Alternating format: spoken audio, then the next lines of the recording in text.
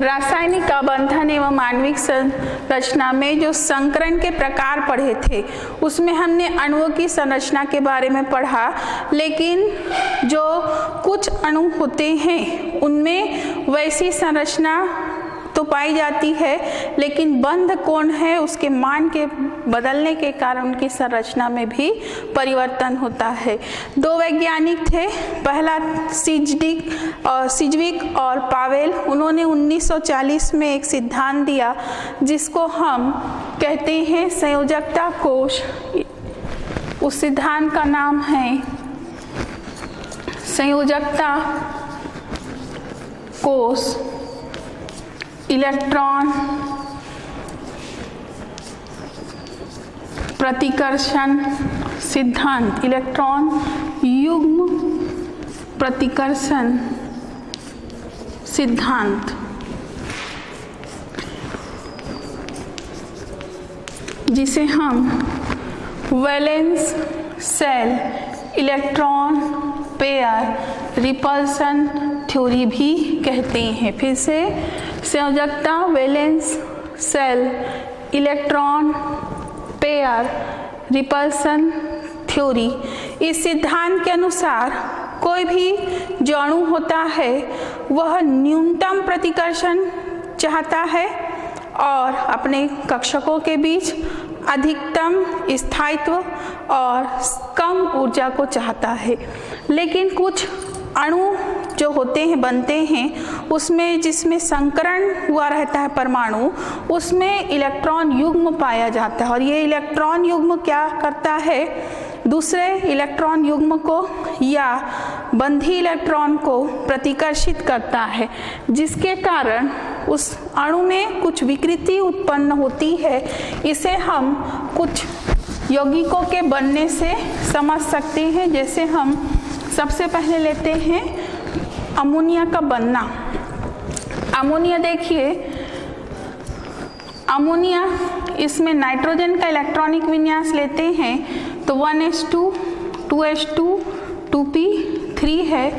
इसका जो आद्य अवस्था है इसमें 2s में 2 इलेक्ट्रॉन है और 2p में एक इलेक्ट्रॉन है, पहला दूसरा तीसरा। इसमें जो संकरण का प्रकार होता है, अगर हम इसमें संकरण देखते हैं तो sp3 संकरण अमोनिया में पाया जाता है।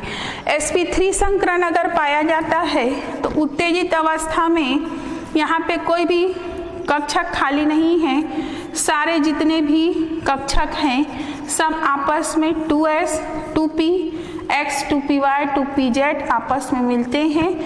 2s ये अब उत्तेजित अवस्था में भी इसमें से कोई इलेक्ट्रॉन है वो दूसरी कक्षा में नहीं जाएगा। उत्तेजित अवस्था में भी इनका यही इलेक्ट्रॉनिक विन्यास देखने को मिलेगा जैसे आद्य अवस्था में था। उसके बाद जब इसमें संकरण होता है तो संकरण में जो संकरित कक्षक है केवल मिलने का काम करते हैं। पहले संकरित sp3 संकरित कक्षक में 2 इलेक्ट्रॉन, दूसरे में एक लोन पेयर 1 इलेक्ट्रॉन, इसके बाद फिर 1 इलेक्ट्रॉन, फिर आपका एक अयुग्मित इलेक्ट्रॉन होता है।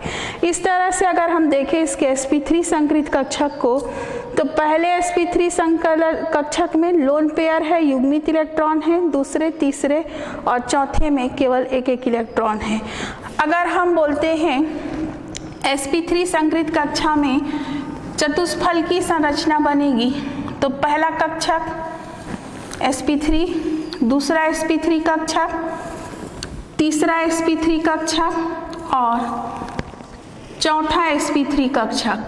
पहले sp3 कक्षक में लोन पेयर है, युग्मित इलेक्ट्रॉन है, या इसी को अनाबंधी इलेक्ट्रॉन भी कहते हैं। दूसरे sp3 कक्षक में 1 इलेक्ट्रॉन है, तीसरे में 1 है और चौथे में 1 है। अगर इनसे हाइड्रोजन जुड़ता है तो हाइड्रोजन इनके साथ अपना 1 इलेक्ट्रॉन का पहले के साथ साझेदारी करेगा, दूसरे अयुग्मित इलेक्ट्रॉन के साथ दूसरा हाइड्रोजन साझेदारी करेगा, अतिव्यापन हो गया इसका, और तीसरे हाइड्रोजन का तीसरे अयुग्मित इलेक्ट्रॉन के साथ अतिव्यापन हो गया। यहाँ पे एक घटना होती है जिसको हम कहते हैं प्रतिकर्षण, इलेक्ट्रॉन युग्म प्रतिकर्षण।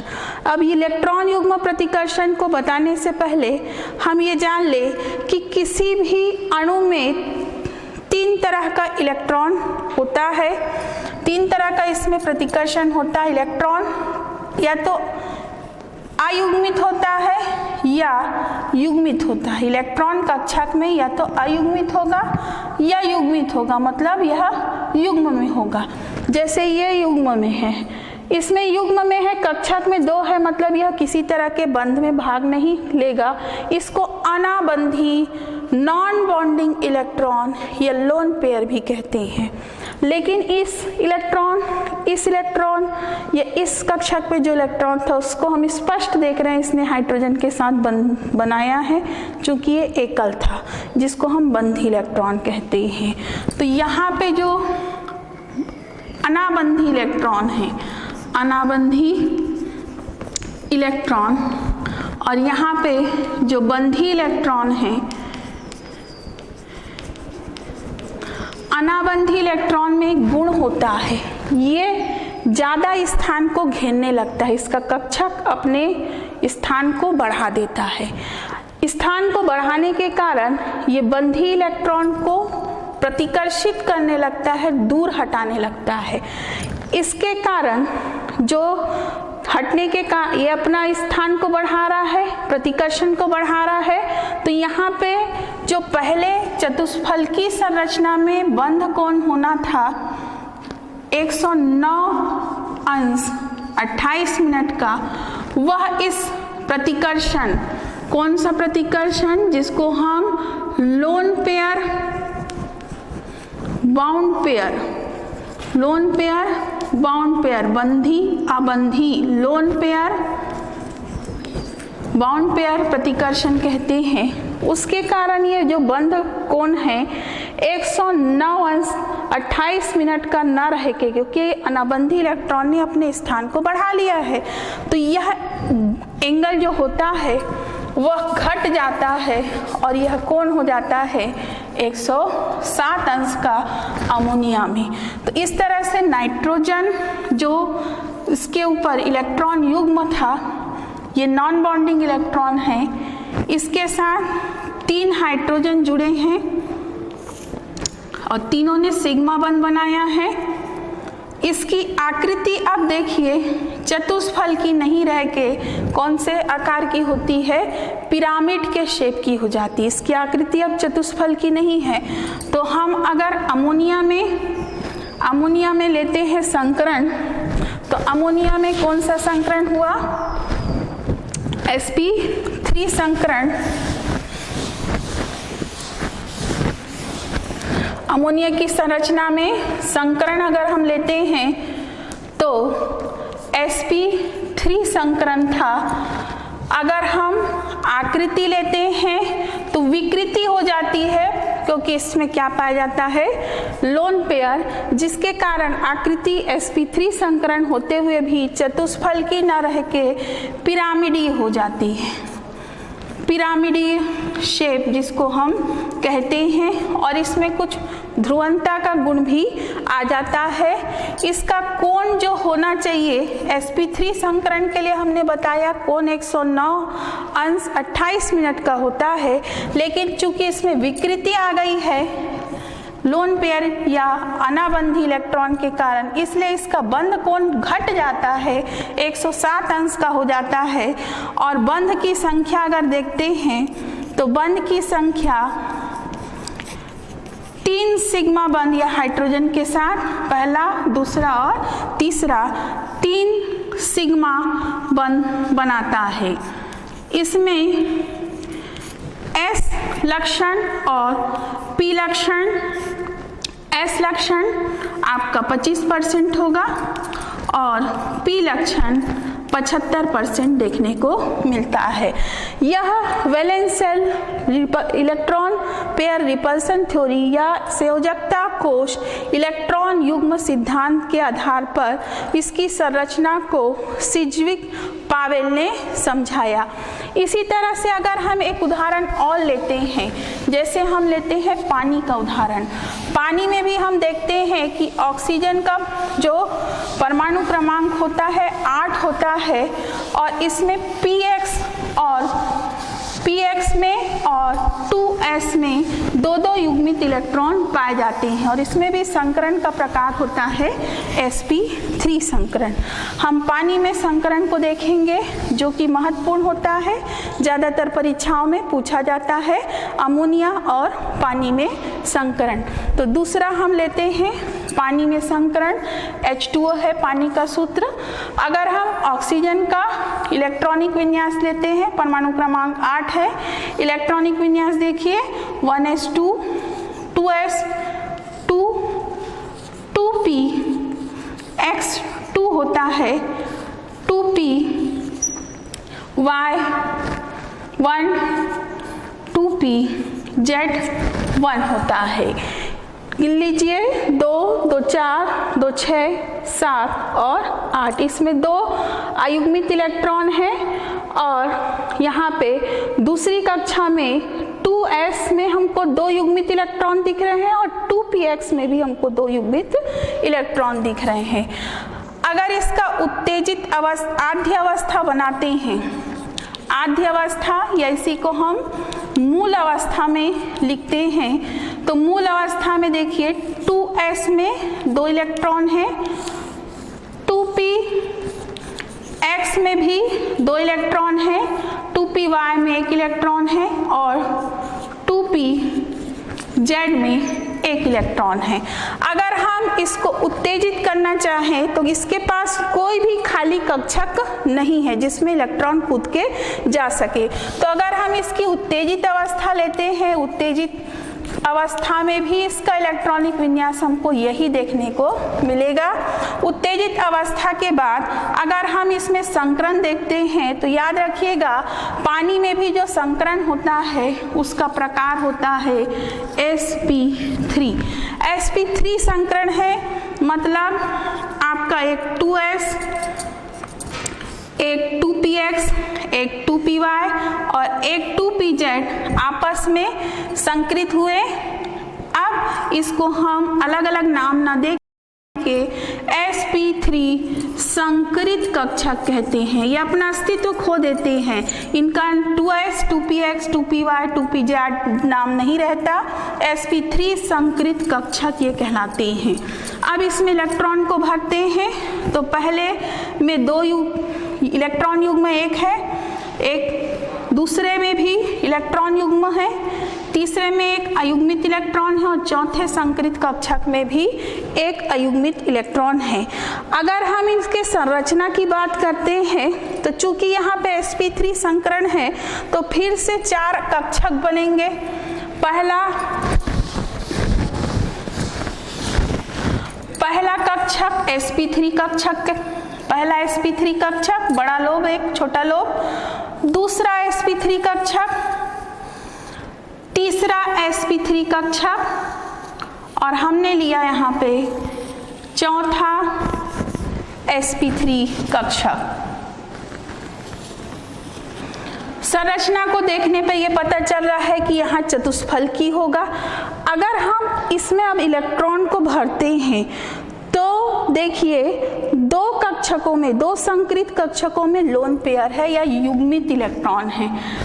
ये पहला युग्मित इलेक्ट्रॉन और दूसरे संकरित कक्षक में भी युग्मित इलेक्ट्रॉन भरा, बाकी अयुग्मित इलेक्ट्रॉन एक एक संकरित कक्षक में भरे हैं, एक एक इलेक्ट्रॉन। अब यहाँ पे ध्यान देने योग्य बात है कि यहाँ पे भी VSEPR सिद्धांत, valence shell electron pair repulsion theory लगेगा। प्रतिकर्षण सिद्धांत के आधार पर यहाँ पे 2-2 लोन पेयर है, युग्मित इलेक्ट्रॉन है। सबसे ज़्यादा यही प्रतिकर्षण होता है, प्रतिकर्षण लोन पेयर युग्मित इलेक्ट्रॉन के बीच प्रतिकर्षण सबसे अधिक होगा।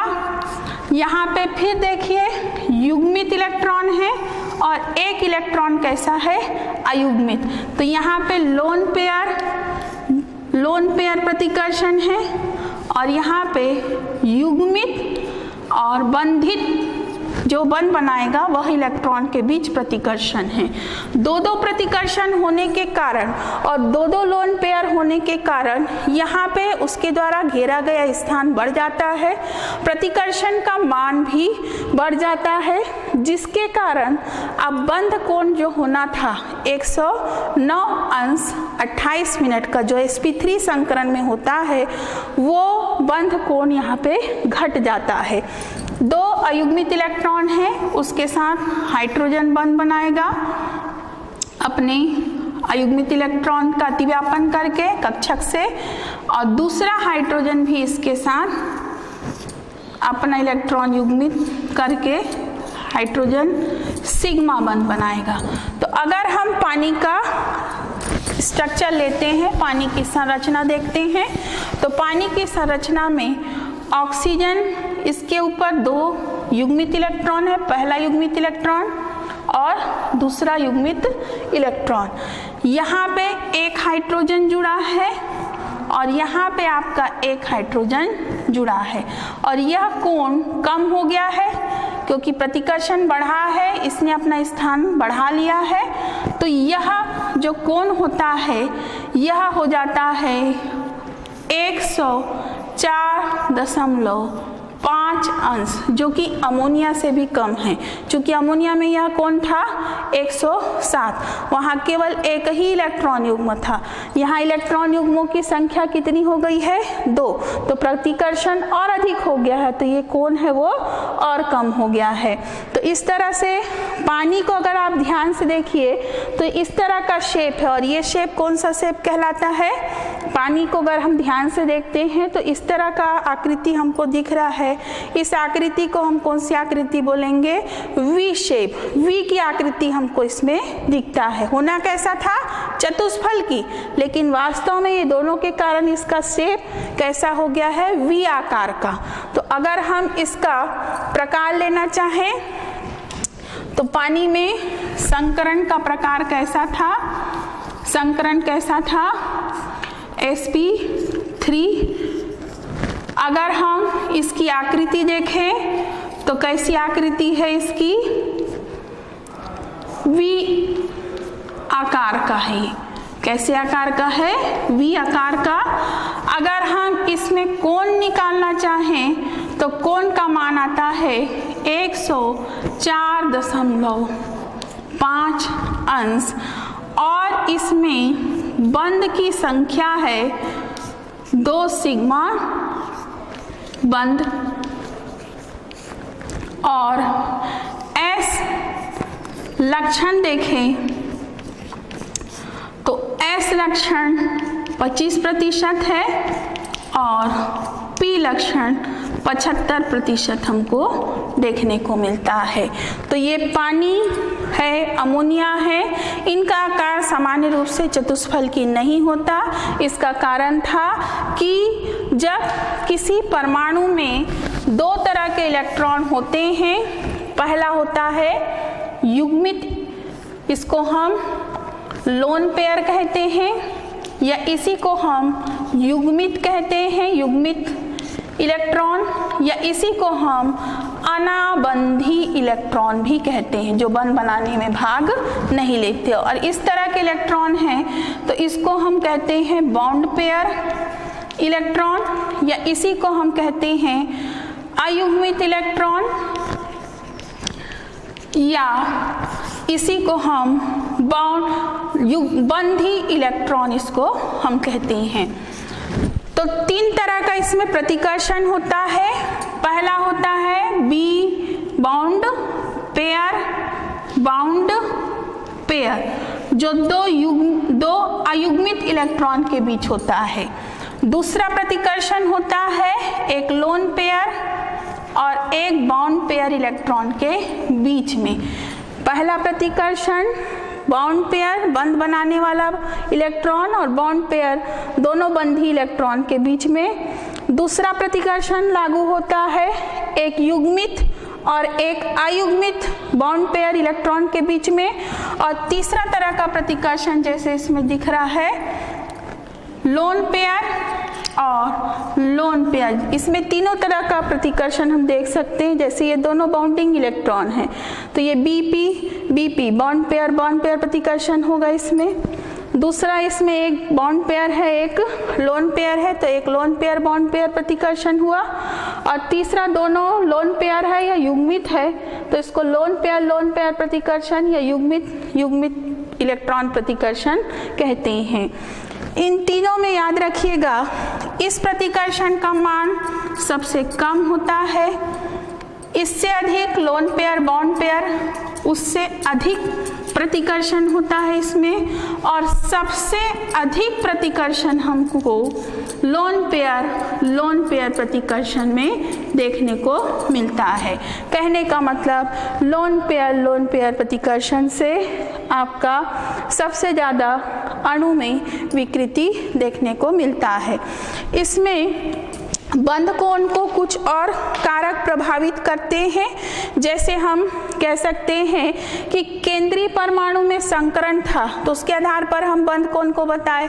अगर sp संकरण था तो हमने बोला 180 अंश है, sp2 था तो हमने बोला 120 है, और अगर sp3 है संकरण तो उसमें 109 अंश 28 मिनट होता है।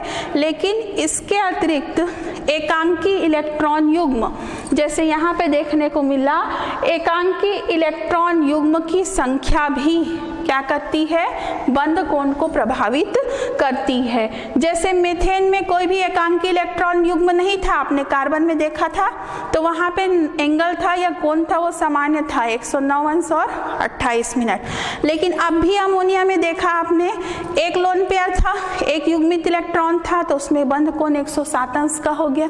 लेकिन अगर हम पानी में देखते हैं तो ऑक्सीजन में दो लोन पेयर थे तो वहां पे बंध कोण का मान और कम हो गया। कहने का मतलब युग्मित इलेक्ट्रॉन की संख्या भी बंध कोण को प्रभावित करती है। इसके अतिरिक्त जो केंद्रीय परमाणु की विद्युत ऋणात्मकता है, केंद्रीय परमाणु की विद्युत ऋणात्मकता मतलब उसमें कितने इलेक्ट्रॉन लेने की क्षमता है, वो भी उसके बंध कोण को प्रभावित करती है। जैसे अमोनिया और PH3 NH3 और PH3 फास्जीन की बात करते हैं तो अमोनिया का होता है 107 अंश और फास्जीन का होता है 93.5 अंश। मतलब जैसे ही उसके विद्युत ऋणात्मकता का मान घटता है तो उसमें बंध कोण में भी क्या आ रही है, कमी देखने को मिलती है। उसी तरह से अगर उसके साथ जो जुड़ा है केंद्रीय धातु के साथ जो और यौगिक बंध बनाया और परमाणु बंध बनाया है उसकी विद्युत ऋणात्मकता में कमी अगर होती है, जैसे हाइड्रोजन की जगह यहाँ क्लोरीन जुड़ जाए तो बॉन्ड एंगल का मान क्या हो जाता है, कम हो जाता है। तो इस तरह से आबंध कोण को कई कारक प्रभावित करते हैं। बॉन्ड पेयर या लोन पेयर की जो प्रतिकर्षण क्षमता है वो भी आपके संकरण के कोण को, आबंध कोण को प्रभावित करती है। संकरण का प्रकार भी बंध कोण को निर्धारित करता है।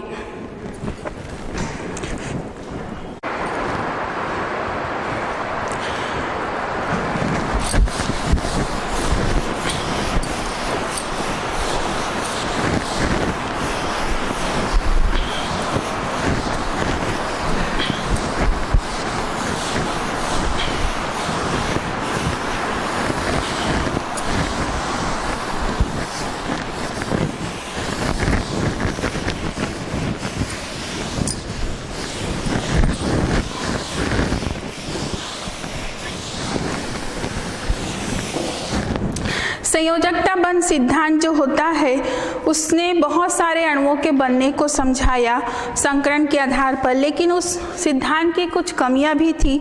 जैसे कुछ अणु जो होते हैं बहुत अधिक ध्रुवीय होते हैं, जैसे लिथियम ऑक्साइड Li2O, इसके बनने को वह नहीं समझा सकता। उसका समान भी पानी के समान, उसकी आकृति भी V आकार की होनी चाहिए, लेकिन वह समझाने में असमर्थ रहा। इसके अतिरिक्त ऐसे जो परमाणु से अणु बना था जिसमें पाई इलेक्ट्रॉन की संख्या अधिक होती है, उसके बारे में भी यह व्याख्या नहीं कर पाया। उसी तरह से निष्क्रिय कुछ इलेक्ट्रॉन युग्म भी होते हैं किसी अणु में, उसके बारे में भी यह व्याख्या करने में असमर्थ रहा। आगे हम कुछ अणुओं की आकृति लेते हैं। जैसे हम कुछ अणु का बनना और देखते हैं। जैसे हम लेते हैं HF का बनना, H और F। इसमें HF के अणु को अगर हम लेते हैं तो हाइड्रोजन का इलेक्ट्रॉनिक विन्यास के आधार पर इसमें 1s कक्षक होता है। कक्षक में केवल एक इलेक्ट्रॉन पाया जाता है, ये हाइड्रोजन हुआ।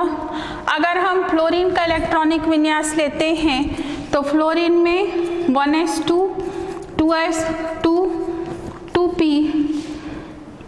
x2 2p y2 और 2pz1 होता है। ये क्लोरीन, ये आपका फ्लोरीन जो है इसका मान लीजिए 2p x कक्षक हुआ। ये आपका क्लोरीन का 2p y है और ये आपका 2p z है। 2p x में 2 इलेक्ट्रॉन दिख रहे हैं, 2p y में 2 इलेक्ट्रॉन रहते हैं और 2p z में 1 इलेक्ट्रॉन है जो हाइड्रोजन के 1 इलेक्ट्रॉन के साथ अतिव्यापन करता है और यहाँ पे क्या बनाता है, सिग्मा बंध। इस तरह से HF अणु बनता है। हमने आपको बताया कि यहाँ इलेक्ट्रॉन की साझेदारी हो रही है, तो आप सोचेंगे कि यह बंध सहसंयोजक बंध है क्योंकि यहाँ पे इलेक्ट्रॉन की साझेदारी हुई है, अतिव्यापन हुआ, बंध बना, वहाँ पे एक एक इलेक्ट्रॉन दोनों के भाग लिए हैं। लेकिन इस अणु में एक विशेषता होती है कि हाइड्रोजन धन विद्युतीय होता है बहुत अधिक, और फ्लोरीन जो होता है पूरी आवर्त सारणी में सबसे ज्यादा विद्युत ऋणी है।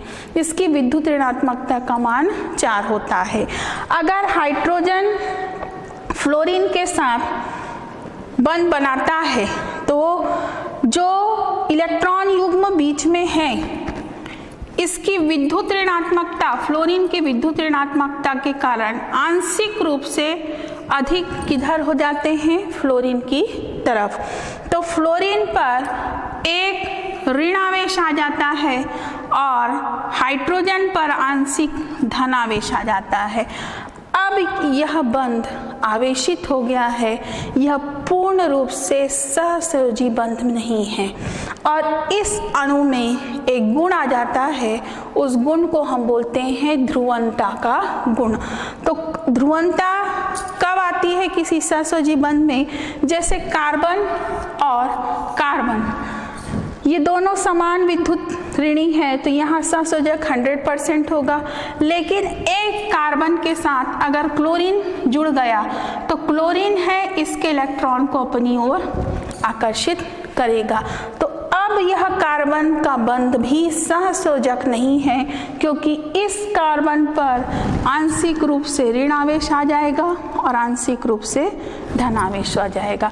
तो कहने का मतलब, हम अगर चाहें तो प्रकृति में अगर अलग अलग 2 अणुओं, अलग अलग एक अणु में अलग अलग 2 परमाणु हैं तो उसमें सहसंयोजक बंध के साथ भी हमको कुछ ध्रुवीय लक्षण या आयनिक लक्षण दिखेंगे। अगर परमाणु बिल्कुल समान है तो हमको सहसंयोजी बंध ही मिलेगा, लेकिन समान होते हुए भी जैसे कार्बन के साथ इधर क्लोरीन जुड़ गया तो क्लोरीन की विद्युत ऋणात्मकता इस कार्बन को प्रभावित करेगी और इसके कारण ये कार्बन कार्बन का सहसंयोजी बंध भी सहसंयोजी होते हुए भी इसमें विद्युत संयोजकता का गुण या इसी को हम आयनिक गुण कहते हैं, आयनिक गुण इसमें आ जाएगा। इसी को हम ध्रुवणता का गुण, किसी अणु में कौन सा गुण भी पाया जाता है, सहसंयोजी यौगिक में ध्रुवणता का गुण भी पाया जाता है। अगला हम एक और अणु का बनना देखते हैं, जैसे ऑक्सीजन के अणु का बनना।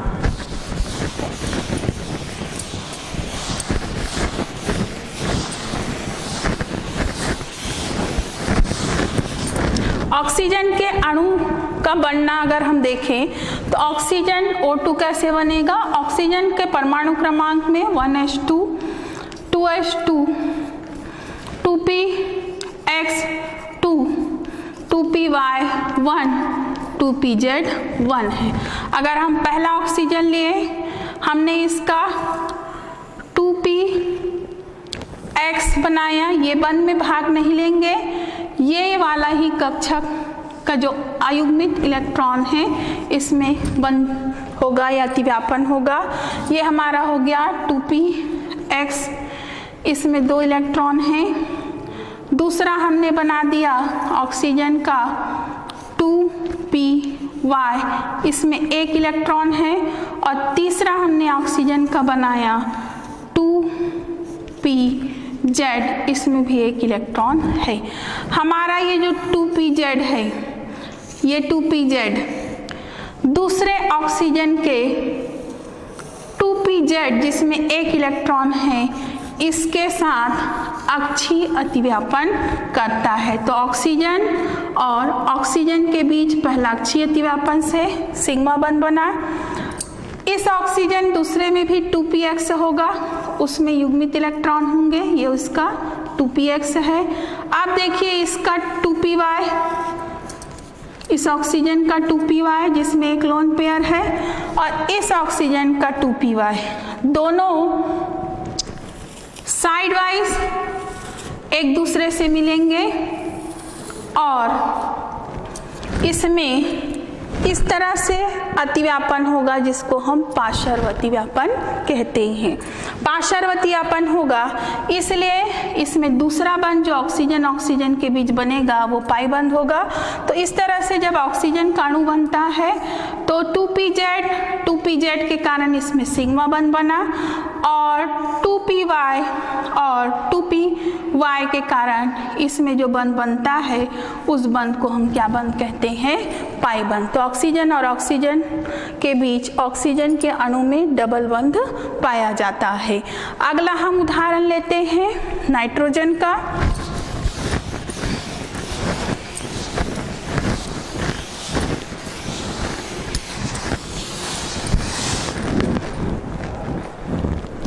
अगर हम नाइट्रोजन का बनना देखते हैं तो नाइट्रोजन के इलेक्ट्रॉनिक विन्यास में 1s2, 2s2, 2px1, 2py1 और 2pz1 होता है। परमाणु क्रमांक 7 होता है, 2, 2, 4, 5, 6 और 7 इलेक्ट्रॉन हैं।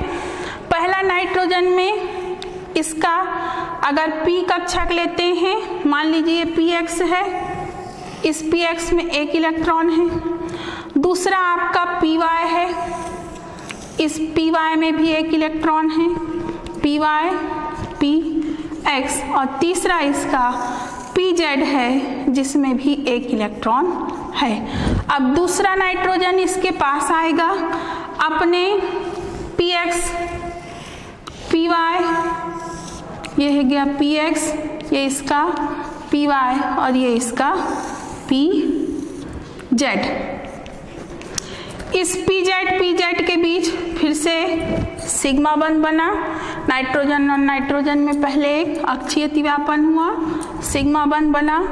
अब देखिए हमारे पास इसका px दिख रहा है, ये px, और दूसरा px हमारा है दूसरे नाइट्रोजन का। इन दोनों के बीच यहाँ साइड वाइज ओवरलैपिंग या पार्श्व अतिव्यापन होगा और बंध का प्रकार हो जाएगा पाई। तो px और px से यहाँ बना पाई बंध। उसके बाद यहाँ फिर से देखते हैं, ये आपका है py, इसका भी ये py है। इन दोनों के बीच भी अतिव्यापन होगा और यह अतिव्यापन पार्श्ववर्ती होगा, और इससे भी जो बंध बनेगा वह बंध कैसा होगा? पाई बंध, क्योंकि पार्श्व से मिले हैं। तो इस तरह से हमने देखा कि ऑक्सीजन नाइट्रोजन के अणु बनते हैं और ऑक्सीजन में डबल बंध होता है जिसमें एक सिग्मा बंध और दूसरा पाई बंध होता है। नाइट्रोजन के अणु में 3 बंध होते हैं जिसमें से एक सिग्मा बंध होता है और 2 कैसे बंध होते हैं? आपके पाई बंध।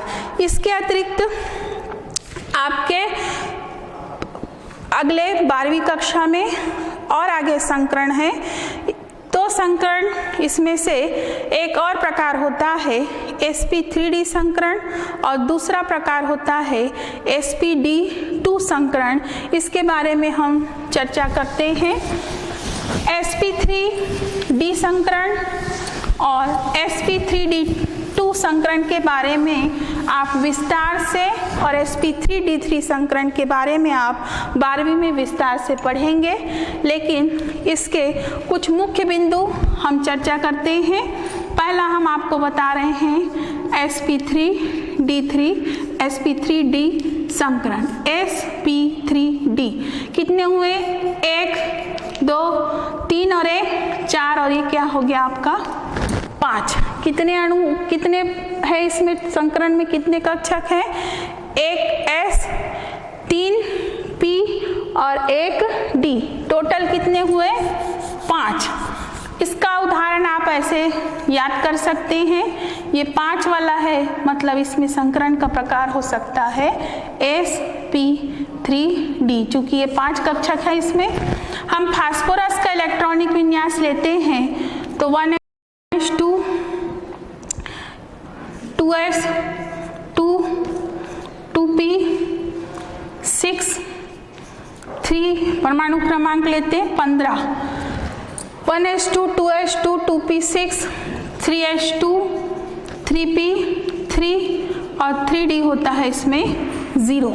अगर अंतिम कक्ष को देखें हम तो ये हो गया आपका 3s, ये हो गया हमारा 3p और आखिरी का हो गया 5 कक्षक का बना होता है। याद रखेंगे s, आप लोगों ने पाठ में पढ़ा होगा कि s कक्षक एक कक्षक का होता है, s p उपकोष 3 कक्षक का होता है और d होता है वह 5 कक्षक का होता है। 1 2 3 4 5। इसमें 3s में 2 इलेक्ट्रॉन हो गए और एक एक इलेक्ट्रॉन 3p में भरते हैं। जब यहाँ पे उत्तेजित अवस्था होती है, उत्तेजित अवस्था में 3s का एक इलेक्ट्रॉन कूदकर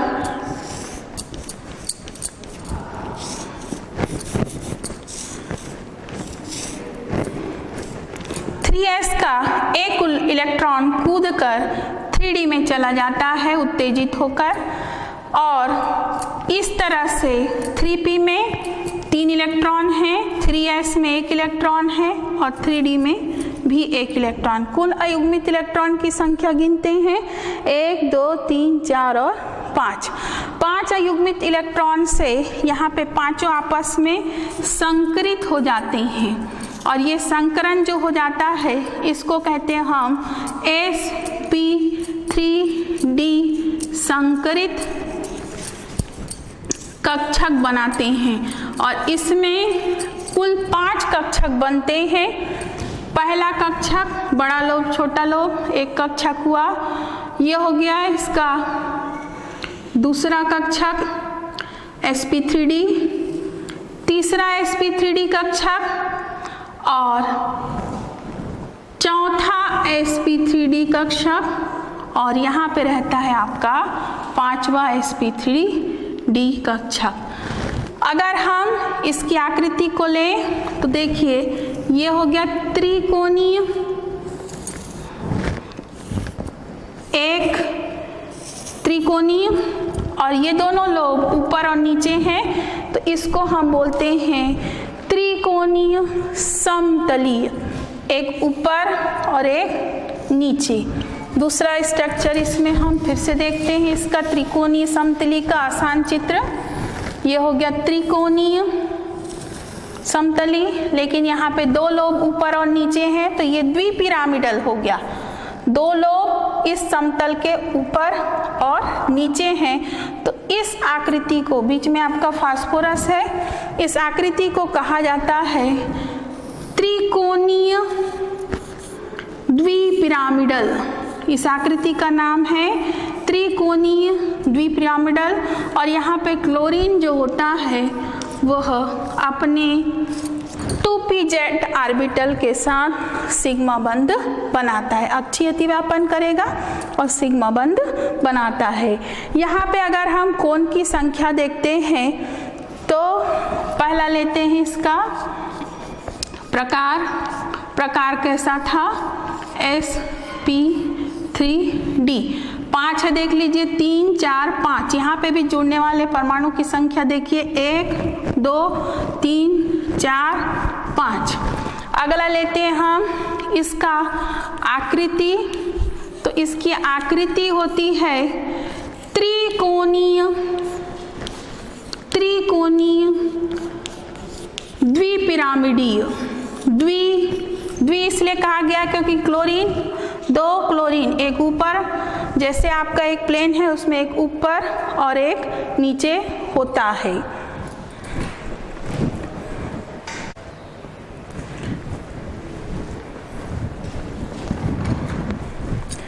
इसकी आकृति जो होती है त्रिकोणीय द्विपिरामिडीय होता है। कोण इसमें 2 तरह का होता है, अभी तक आपने सब संकरण में एक कोण देखा था, इसमें आपका 2 कोण होता है, 90 अंश के 3 कोण होते हैं। इसमें कोण 2 तरह का होता है, 90 अंश के 3 कोण और 2 120 अंश का कोण पाया जाता है। 120 अंश के 2 कोण। सारे बंध सिग्मा हैं, बंध की संख्या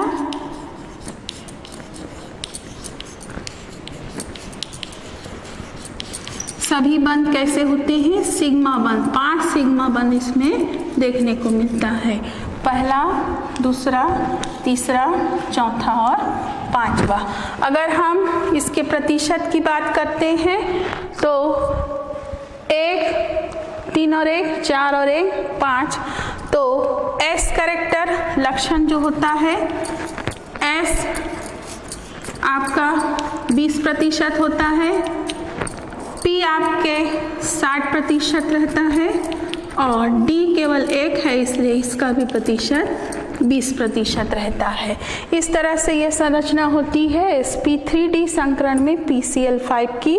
आकृति देख लीजिए, त्रिकोणीय द्विपिरामिडीय आकृति होती है। इसमें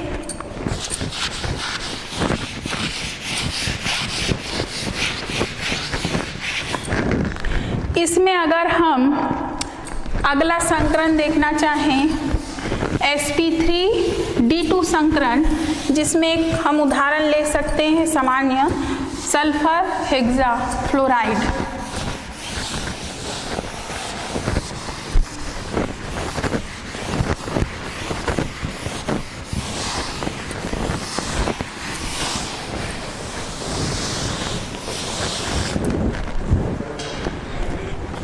सल्फर हेक्साफ्लोराइड, सल्फर का परमाणु क्रमांक 16 है, इलेक्ट्रॉनिक विन्यास में 1s2 2s2 2p6 3s2 3px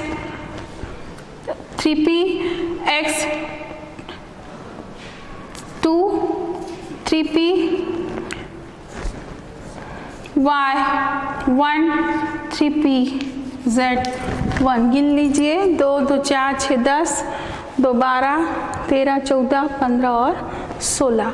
यहाँ पे 3d भी रहता है जो इलेक्ट्रॉन जिसमें नहीं पाए जाते। मूल अवस्था में देखें 3s में 2 इलेक्ट्रॉन, 3p में 4 इलेक्ट्रॉन, 1 2 3 4 और 3d में 5 का है ये 3d, 1 2 3 4 और 5, तो 3d में इलेक्ट्रॉन की संख्या 0 होती है।